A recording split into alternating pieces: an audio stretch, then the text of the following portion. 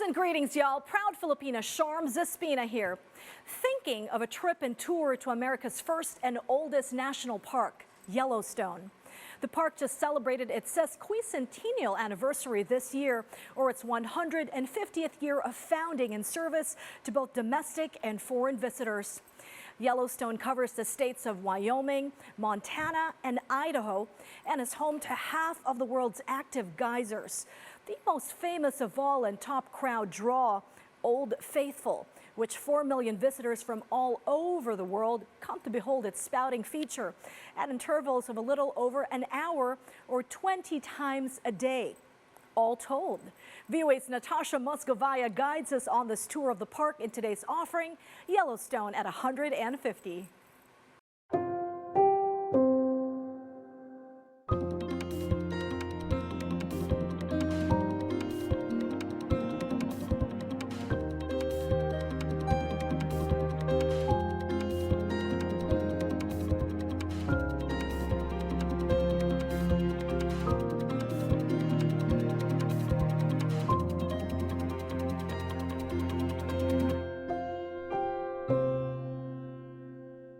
Yellowstone, America's first national park, is marking 150th anniversary, celebrating achievements, dealing with climate challenges, and fixing the historical narrative by bringing in Native American voices. Yellowstone National Park covers nearly 9,000 square kilometers of the western United States, across Montana, Wyoming, and Idaho, in 4 mountain ranges driven by powerful magmatic forces underground.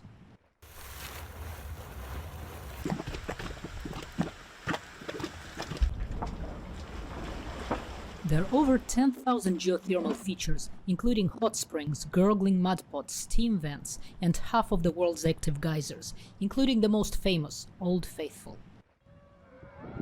About 20 times a day, these fountains of boiling water erupt, reaching as high as 50 meters. It is the center of the park's tourism, an American landmark that draws more than 4 million visitors a year. We literally just arrived and saw Old Faithful erupt, which was a pretty nice welcome. I think we've gone to a lot of national parks, but already what this separates, I think, is just the attractions of the geysers and kind of all there's one hanging out and waiting over there for, right yeah, waiting for it to erupt. It's kind of nice. It's sort of everyone together. I don't think anybody ever gets tired of the view. I think Yellowstone's an incredible global icon. 70% of the visitors that come here are first-time visitors every year. And so a lot of people are seeing this for the first time in their lives. But even for those that come back time and time again, or for those of us that are lucky enough to live here and work here, never gets old. For the first-time visitors of Yellowstone, probably the most mind-boggling fact is to realize that they stand on top of a huge active volcano. Yeah, and I figure it only explodes like every 600,000 years, so we're probably not going to hit that one day, 1 week, so yeah, I don't really worry about it. But you think about it, it's nice to think like, wow, we're in this crazy area, you know, that you normally wouldn't be in something like that. The Park Service monitors volcanic activity along with the U.S. Geologic Survey and the universities of Utah and Montana. Yellowstone Volcano Observatory scientist in charge Michael Polland says there is little chance of a surprise eruption across a volcanic system of more than 3,000 square kilometers. You can imagine it's like a car that hasn't been started in a really long time. So in order to get Yellowstone to a point where it can erupt in a really big way, big explosive event, you'd have to melt a lot of that cooling magma chamber beneath the surface. And in order to do that, you would see all kinds of input of heat. There'd be changes in gas emissions, lots of seismicity, lots of changes in how the ground deforms in ways that we've never seen before. This is the rim of Yellowstone volcano caldera. It was likely formed 640,000 years ago during the previous eruption of the supervolcano, though not all geologists like this term. I'm not a fan of the term supervolcano. This is something that was sort of made up and used in some documentaries and docudrama movies. I think it's misleading because a lot of people will say, well, if Yellowstone's a supervolcano, it only has these huge explosions. And that ignores the fact that we know from the geologic record that the most likely form of eruption from Yellowstone is a lava flow, not a big explosion. Inside the park's volcanic system, brightly colored organisms called thermophiles thrive in extreme conditions. we're looking at temperatures in the 90 to 70 degrees Celsius range. Far too hot for most life forms, even the well-adapted, heat-loving organisms that make these hot springs home to survive. As we move closer to the edges, we near temperatures closer to the 60-degree range. And as we start seeing the transition from browns to greens, we're looking at temperatures in the much more habitable 30 to 35-degree range. For microbiologists, Yellowstone is an immense living lab. What we know about the human genome, the genome of animals, is reliant entirely on a chemical made by that little yellow streak in that runoff channel. As we look towards the future, Yellowstone's thermophile communities are helping us look at so many possibilities in the field of medicine. In the bright blue springs of Yellowstone, with temperatures too extreme for most life forms to survive, there are archaea and viruses so alien that our immune system can't quite recognize them as a threat. Research on organisms thriving in hot acidic water may provide answers about how early organisms on Earth survived without oxygen. The earliest days of life on Earth, when the Earth was volcanic, when the oceans were still young, when they were still hot, we probably saw bacteria like these we see in Yellowstone today. In fact, the first life on Earth, the first source of oxygen for our atmosphere, probably came from photosynthesizing bacteria living in scarce and scant runoff channels from hot springs on the ancient Earth. Archaeologists say humans have been hunting and gathering in Yellowstone for at least 11,000 years. This continent was set aside for our people. And if you really think about it, you know, from the North Pole to the South Pole on this continent, there are nothing but Indian people. And we've been placed here, you know, by our maker. And Yellowstone is part of that. Velda Racehorse is a member of the Shoshone-Bannock tribes that lived in the area until the US military arrived to secure the park's borders at the end of the 19th century. The Army stayed in Yellowstone for more than 30 years, based in a compound at Mammoth Springs that now houses Park Service Administration. You know, we have a government-to-government relationship with 27 tribal entities. You know, these all are tribes that have identified that they have a real connection to Yellowstone, and for a variety of reasons, and many reasons for every tribe.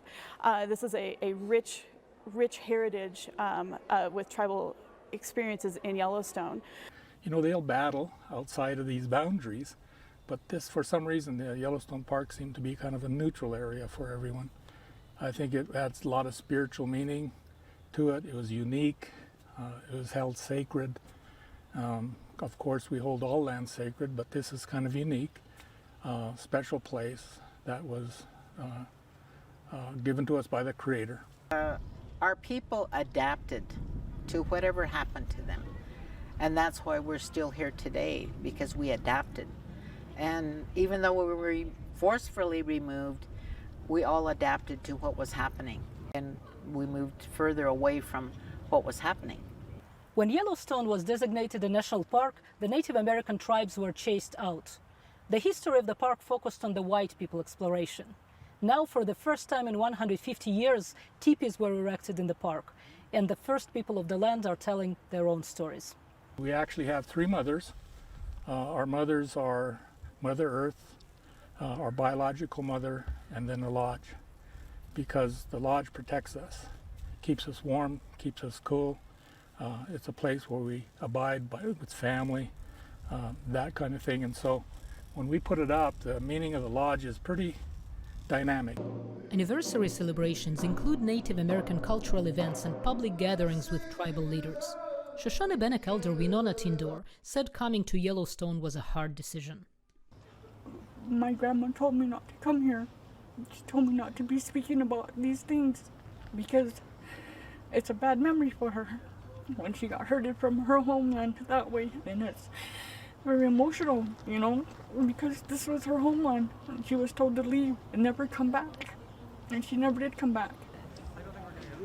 Blackfeet attorney and artist Ivan Thompson is documenting his fight in courts for restoring the traditional tribe's hunting rights using a technique developed by Native American artists in the mid-19th century.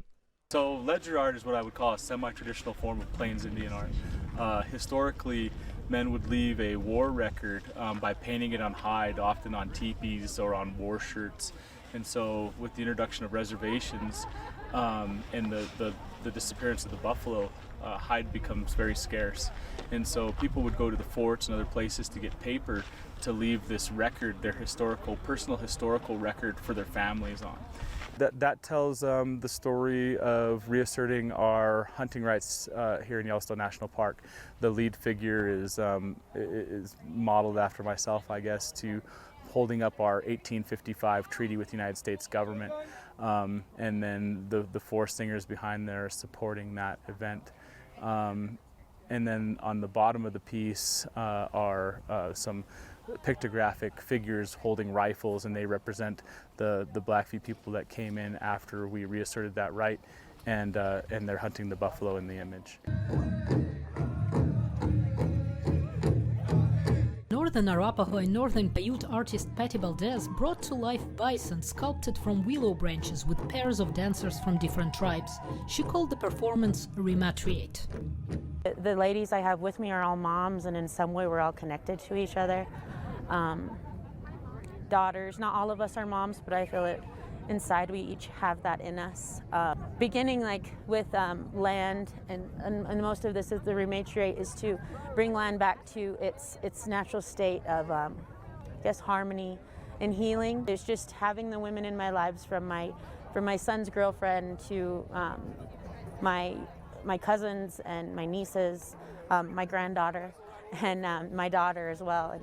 And the drummers, there's my husband and my dad, and the people I pray with at home in our ceremonies in Sundance. My little brother, it's just everyone that I felt truly connected to. And for a lot of years I didn't know how to feel, because it's kind of either a tourist or a museum where I can't touch anything. And it's really important that my peers, the people that are from this land, walk on it with confidence and take up the space that they should, in a way that they're proud of. Yellowstone celebrations included the debut performance of Muskogee soprano Kirsten Kunkel's Reclaim the Land.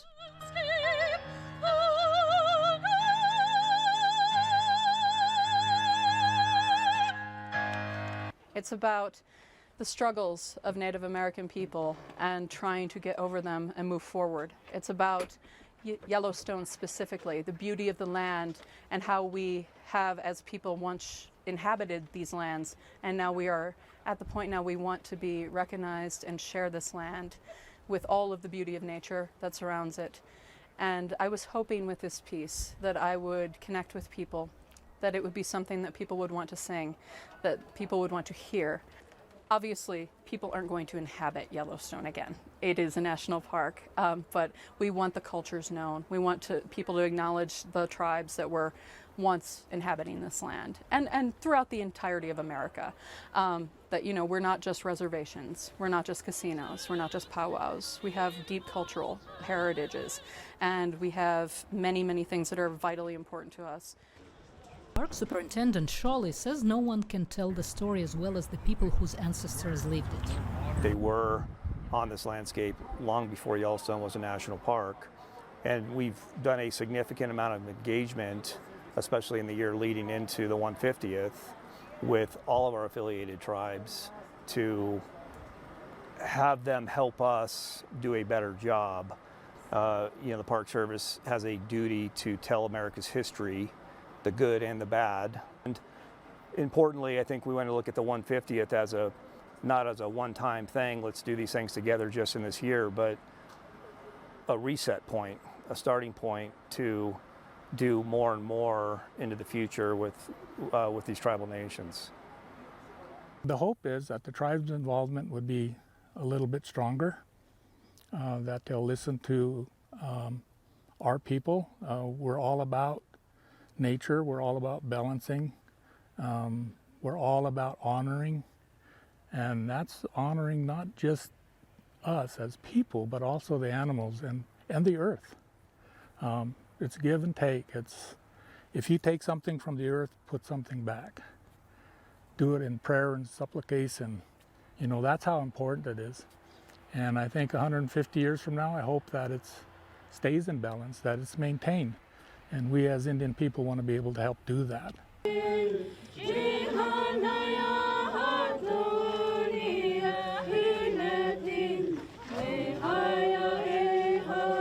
Maintaining that balance is a centerpiece of cooperation between the Park Service and Native Americans in Yellowstone, where there were too few rangers at its start to protect geothermal features.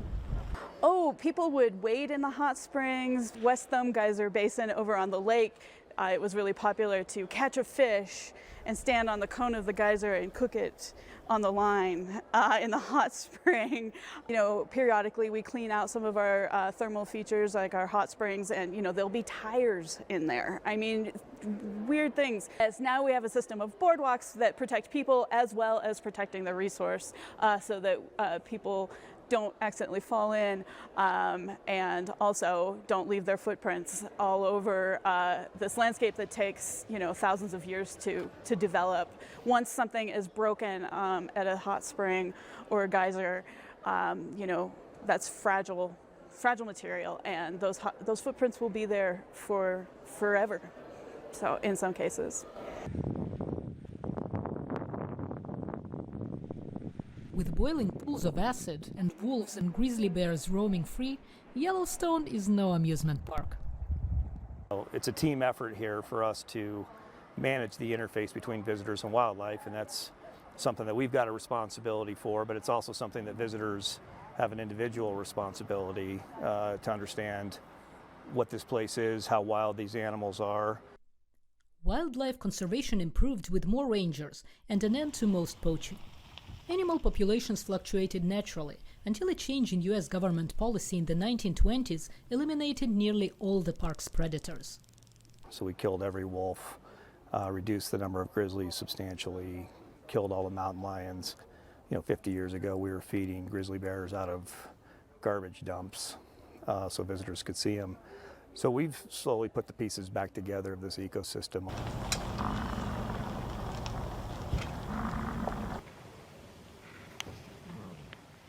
Bison have lived in Yellowstone since after the Ice Age. At the beginning of the 20th century, due to overhunting, there were only about 24 bison left in wilderness in Yellowstone.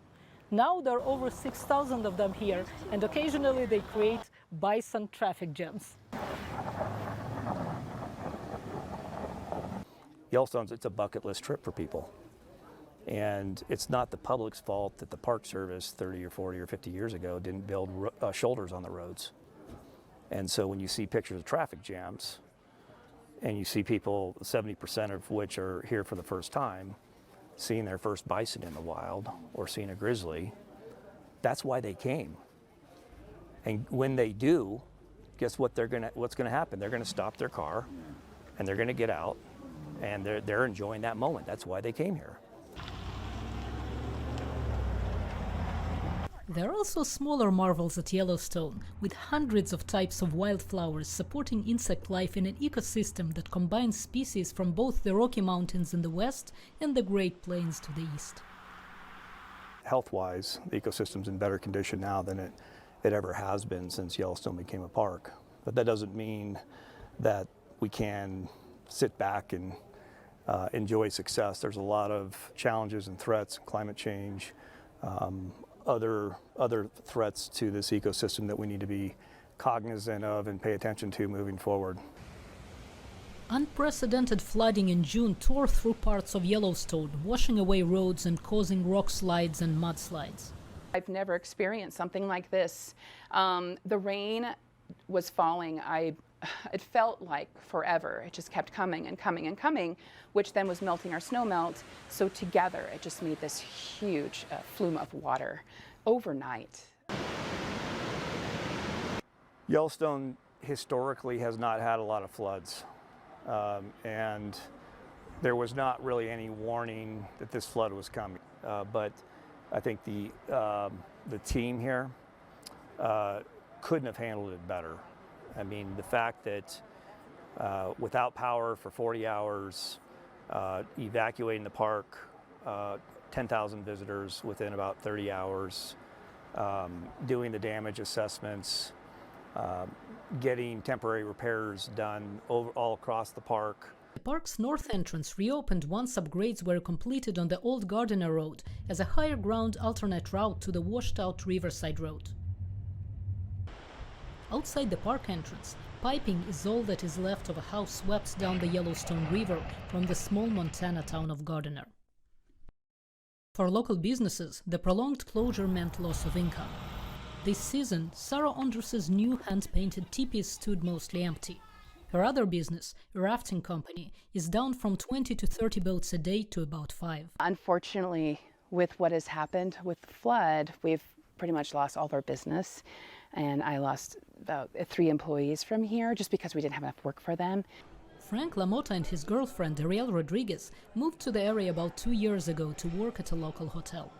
The flood, along with the COVID-19 pandemic, added to their challenges, but they have no plans to leave. This is a very special community, and if it wasn't, a lot more people would have left by now. But we all put our heads together and, make it work. Our community is strong, but our economy is struggling. Some tourists were determined to come to Gardiner despite the logistical inconvenience. Mary Haig and Jim Zweigaft married in Yellowstone 32 years ago. We were devastated. We saw the videos and knew that the park would be impacted so highly with all the millions of people that come here in the summer, including our own plans part. But if we can get in by our bicycles and support the town of Gardiner by being here and having, dinner or something, we think that's a good thing to do. Central to the park's infrastructure is the historic Old Faithful Inn. The largest log construction in the world looks today pretty much the same as it did when it was built in 1904. The massive fireplace made from 500 tons of local rhyolite, rock produced by volcanic eruptions, its towering iron and brass clock, and violin music filling the main hall. In the park's early years, only the wealthiest visitors could afford to come to the Old Faithful Inn or the Yellowstone Lake Hotel, traveling first by train and then by stagecoach. When automobiles were allowed in 1915, attendance soared, making it one of the most visited national sites in the United States. Among the inn's unusual traditions is Christmas in August. There's no true record of how Yellowstone started celebrating August 25th as Christmas. There's some people suggest that visitors were snowed in over August 25th and they needed something to do, and so they decided to have a Christmas party. There's also, which it can snow any month of the year here in Yellowstone.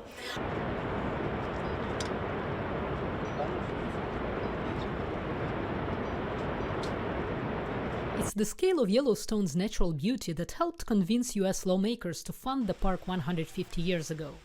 But they hadn't seen it in person. They were persuaded by accounts of early expeditions and by the images of photographer William Henry Jackson and painter Thomas Moran. This scenery is still seen in the park. But what about in another 150 years? Wow, 150 years from now in Yellowstone. I think it will be different. I think perhaps the way the park is managed will be different. Certainly we can see over time the way the park has been managed has changed. For example, in the way the park responds to wildfires. The way climate is changing will certainly also have an impact. That's one thing I really wonder about. We know from looking at the past record of, say, Old Faithful, that during prolonged periods of drought, some geysers don't erupt that much. And you imagine that, Old Faithful, iconic Yellowstone feature, goes quiet. We got a long way to go in relationship to a thorough understanding of how climate change impacts different species. Can those species adapt or not? What types of actions can we take if we need to assist in adaptation? Which critical resources are most vulnerable to future events? How do we protect those? Central to its future, says Shawley, is responding more proactively to the impacts of climate change across the Yellowstone ecosystems.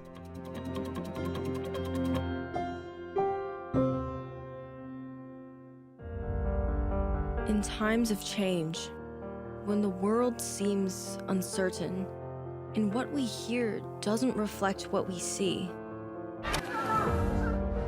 we seek the truth. When we are told only part of the story, we lose trust. In moments of crisis, our dreams, hopes, and wishes for a better tomorrow depends on a free press. At Voice of America, we bring you the stories that people take risks to see. We connect the world and unite it with truth. At Voice of America, we show you the whole picture.